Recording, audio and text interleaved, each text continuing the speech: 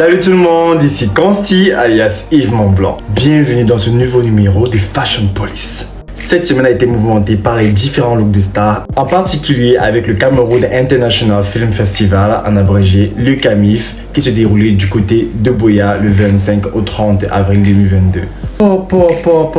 Il y avait des looks. Pour ne pas vous spoiler les gars, commençons. Avec Mourzane à l'ouverture de Mango Store à Douala. Alors j'adore, il y a un effet mango dans cette tenue.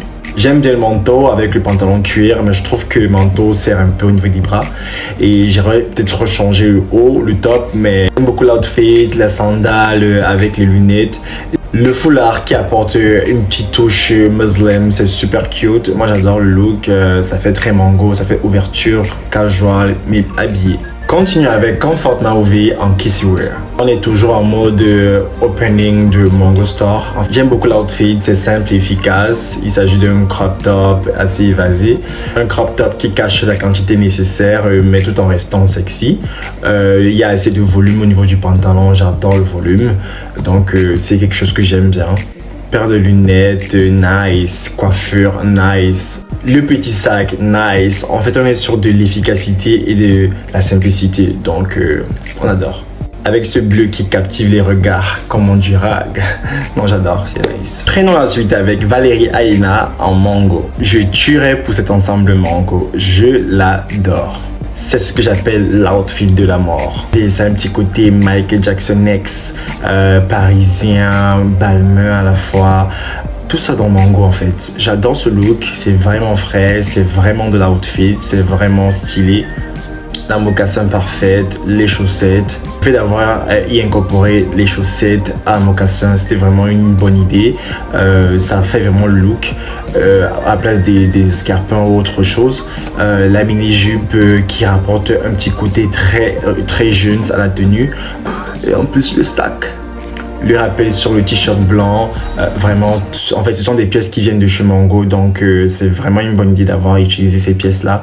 Et le maquillage est frais, elle est toute belle avec la coiffure lâchée, c'est super beau, c'est super blogger look, genre trend. Moi j'adore, elle est nominée parmi les meilleurs looks de la semaine. Poursuivons avec Tata Cindy et Madé. Stylé la Tata. Plus sérieusement, ça c'est un look en fait. Là, en fait, on sort un peu de la routine, chemise, pantalon simple. Là, on rajoute un petit body en haut pour faire effet gilet. Ça donne un petit côté geek, revisité, casual, pas casual. Il y a tellement de surprises, par exemple, entre les franges de côté que j'avais pas remarqué. Le sac super tendance que j'ai vu sur Rihanna d'ailleurs. On a un look vraiment assez volumineux qui vient un peu être restreint par le petit body noir, c'est super. La coiffure, nice, le maquillage, nice. C'est la tata quoi. C'est ce qui me plaît, elle va toujours où on ne l'attend pas, c'est ça avoir du style. Je la nomine donc parmi les meilleurs looks de la semaine. Durant le CAMIF, plusieurs soirées ont rythmé le festival. Nous avons eu la soirée culturelle, le gala masqué et la All White Party. Alors je vais faire le top des meilleurs looks et le top des pires looks du festival. En ajoutant bien sûr mes petits grains de commentaires. En numéro 5 des meilleures tenues du festival, nous avons cette robe. Je dirais que parmi toutes les robes de la soirée traditionnelle, celle-ci est l'une des meilleures ou bien des plus recherchées. Quoique elle est encore plus décorée que le sapin de Noël, mais en retirant quelques décorations, cette robe peut aller. Elle est over maquillée, du coup ça se remarque parce que la robe est d'abord trop surchargée. Et là on se prend vraiment un punching ball à pleine face quoi. C'est too much. Ces épaulettes me rappellent un peu les oreilles de Mickey. Anyways. En quatrième position, nous avons cette tenue. Je trouve que cette tenue est pas mal et qu'elle est belle.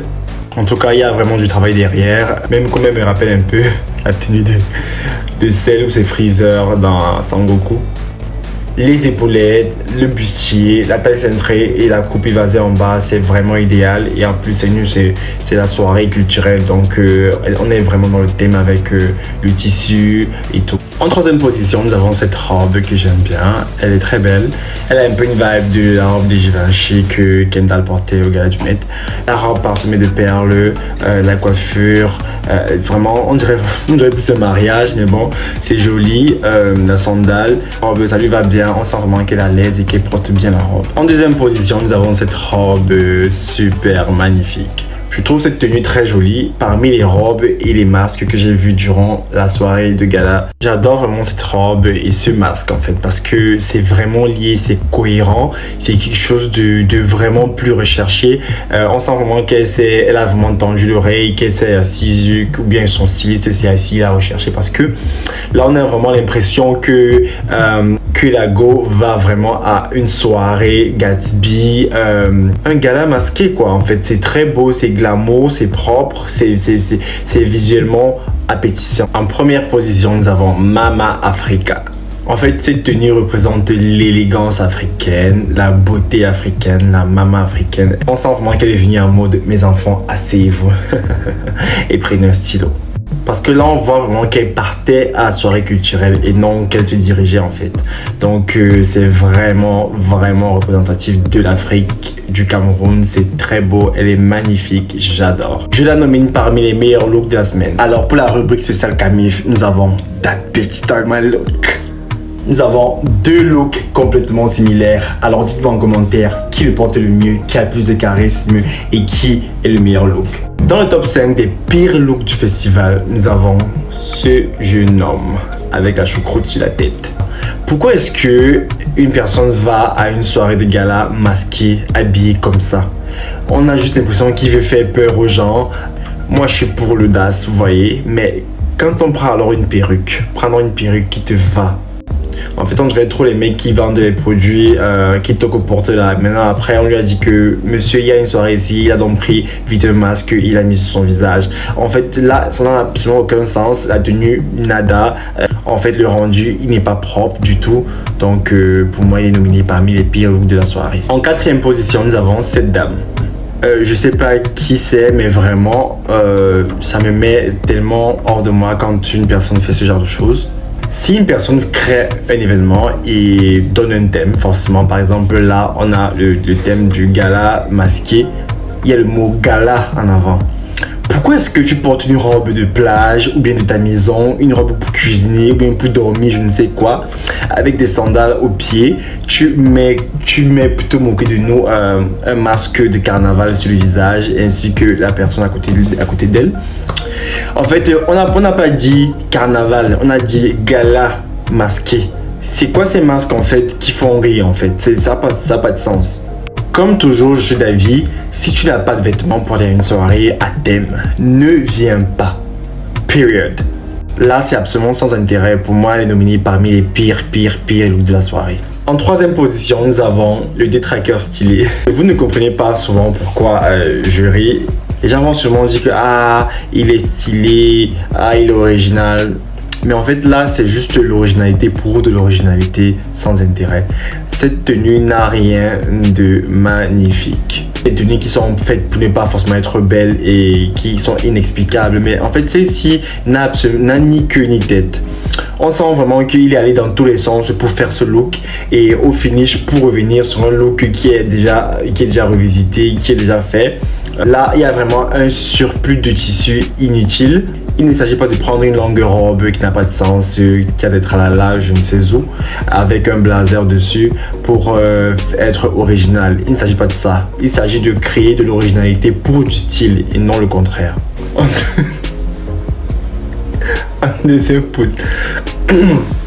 Sérieux. En deuxième position, nous avons cette tenue. Honnêtement, je n'ai jamais rien vu d'aussi moche à part la première tenue. Ça, c'est vraiment le festival, c'est le champ lexical du mauvais goût. C'est-à-dire que tout le monde est venu à un mode, on est venu célébrer le mauvais goût. Ça, c'est tellement horrible. C'est-à-dire que quand je dis souvent qu'il y a des gens qui se lèvent le matin en mode je vais faire rire les gens aujourd'hui, c'est ça ici. En fait, dans cette tenue, il n'y a rien qui va. C'est genre en mode, on a pris ça, c'est vraiment un patchwork de tout et de n'importe quoi. Les plumes qui n'ont absolument pas leur place, que ce soit sur le masque, que ce soit sur la veste, et en plus c'est tellement mal placé. La veste, non seulement elle n'a pas de sens, mais vous savez quoi, c'est mieux qu'on passe. Et tu es quand même nominé parmi les pires looks de la soirée. En première position du pire look de tout le Camif, nous avons la Schtroumpfette. Là vraiment nous avons une grosse confusion entre l'originalité et la folie. Ça se voit qu'elle a vraiment été inspirée par la robe de Kim Kardashian faite par Balenciaga pour la dernière collection. Mais c'est quoi ça?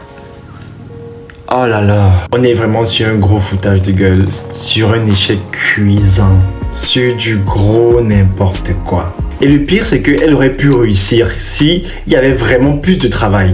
Par exemple, si le leggings était vraiment moulé, vraiment jusqu'au pied, et qu'elle faisait au moins l'effort de faire entrer le tissu dans la chaussure et non recouvrer le tissu de la chaussure, ça aurait été vraiment plus joli parce que là, c'est vraiment très laid à regarder. Le rendu n'est absolument pas copieux.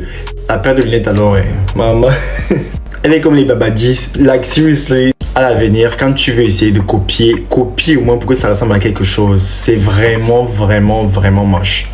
Et je dis ça avec toute la sympathie possible. Vraiment, pour moi, tu es nominé parmi les pires looks de la soirée. Alors, nous voici à la fin de cette vidéo. Et pour moi, le meilleur look de la semaine était Mama Africa. Pourquoi? Parce que Mama Africa représente non seulement le glamour, mais aussi l'élégance, la mode africaine. À travers elle, on voit la grâce et la culture camerounaise. Et le pire look de la semaine était la Schtroumpfette. Alors, la Schtroumpfette prend cette place cette semaine parce qu'elle nous a sorti le remake de la tenue de Kim Kardashian version ratée.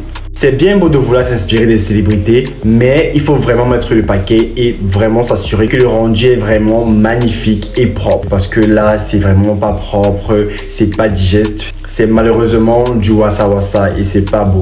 J'espère qu'à l'avenir, son look sera beaucoup plus travaillé. Merci d'avoir regardé la vidéo. Alors, on se retrouve la semaine prochaine pour un nouvel épisode de Fashion Police.